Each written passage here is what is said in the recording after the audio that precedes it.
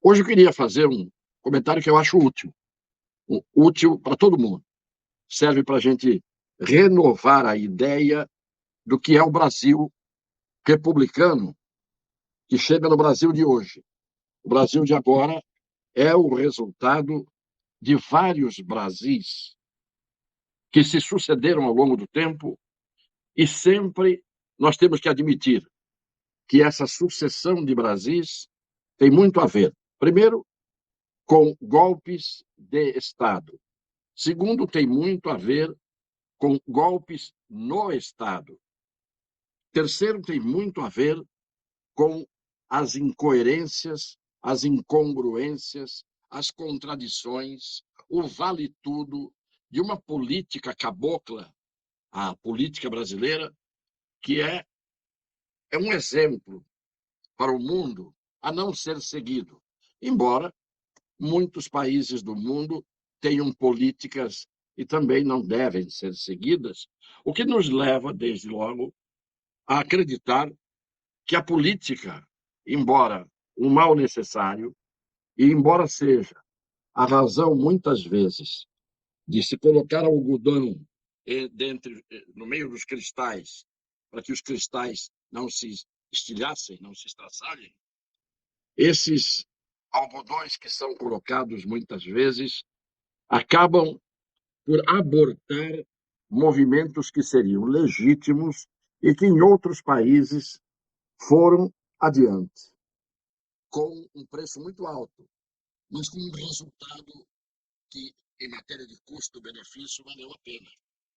Não que a gente defenda que esse resultado, baseado em perda de vidas, em confrontos, em lutas fratricidas, em guerras civis, em rebeliões, isto tudo a gente condena.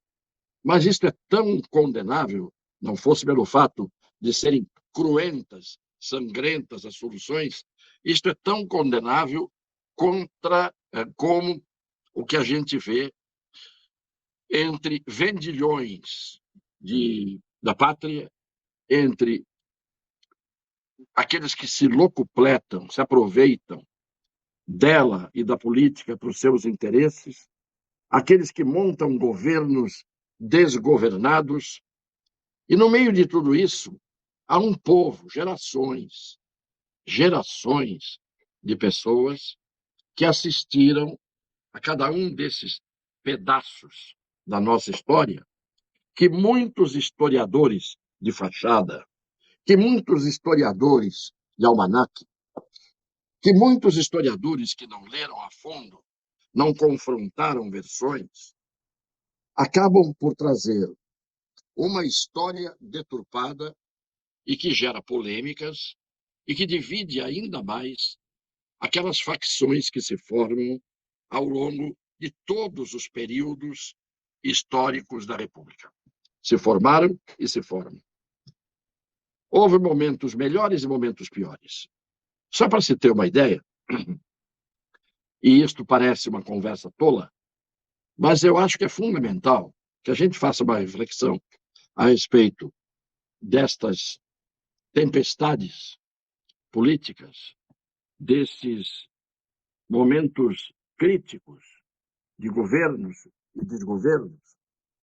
Eu acho importante para que quem toma posição e depois emite opinião tem que ter um mínimo de conhecimento dos fatos ocorridos para não falar bobagem. O que é bobagem?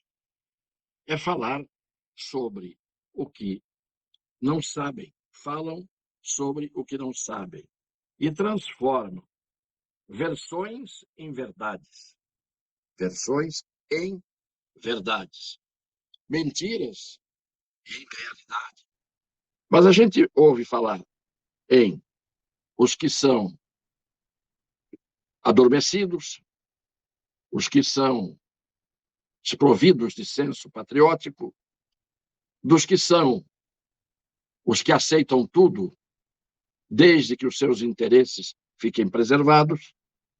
E temos, de outro lado, os que são radicais, os fanáticos, leia-se, o fanatismo, os que são sectários, aquele tal sectarismo, que é um espírito mais restrito, uma intolerância, um raciocínio absolutamente bitolado. Esse sectarismo é muito complicado. Então, veja que eu dei quase que todos os espectros, abri o leque para mostrar que tudo isso existe.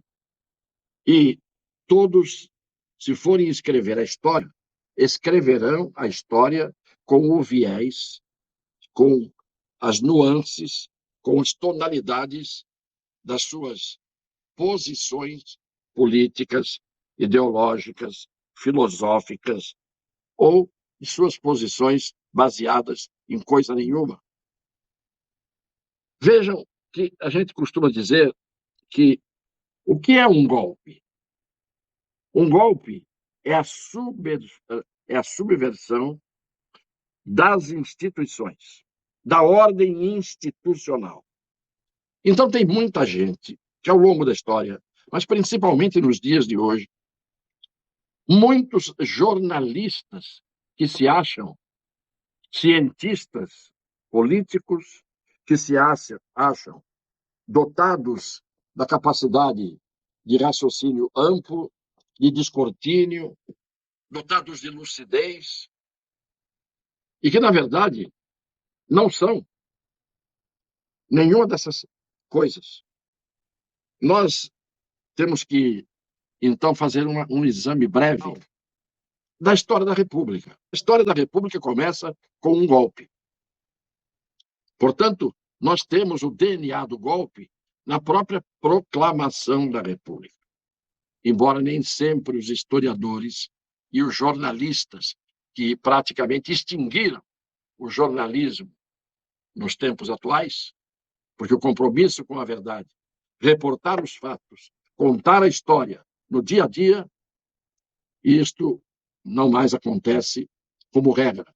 Como regra, o que acontece é a tal desinformação, é a distorção dos fatos, e assim por diante. E a mistura dos poderes, e inclusive a quebra da ordem institucional, com esta mistura dos poderes, invasão de competências, politicalização do poder judiciário, por exemplo, acovardamento do poder legislativo, por exemplo, e o poder executivo sempre numa situação de holofotes em cima, mas primando, antes de tudo, diria, de 85, não, de 92 para cá, houve muita gente que assumiu o trono, direta ou indiretamente, ou ficou sentado no trono, ou no colo de quem estava no trono. Essa é a história real do Brasil. Portanto, para terminar, não estranhem que nós estejamos hoje vivendo este período trágico na história do Brasil. Porque ele não é nada mais, nada menos do que a consequência de uma história muito conturbada, de uma história em que não se sabe exatamente quem são os vultos todos, que por mérito são chamados de vulto no sentido elogioso, ou quem são os vultos funéreos, sombrios, vultos, e não identificados de forma muito clara, que deturparam as coisas e nos levaram à situação em que estamos hoje. Há, nesta trajetória, muita demagogia, muito dinheiro que fez com que o poder fosse muito mais conduzido do que condutor. Quem quiser se dedicar a esse estudo vai se surpreender e, além de estudar, quem quiser refletir sobre tudo o que aconteceu na história mais recente da República, vai ver que a República nasceu velha, que o Estado Novo nasceu velho e que tudo que é chamado de novo na política brasileira tem que ser visto dentro de um antiquário.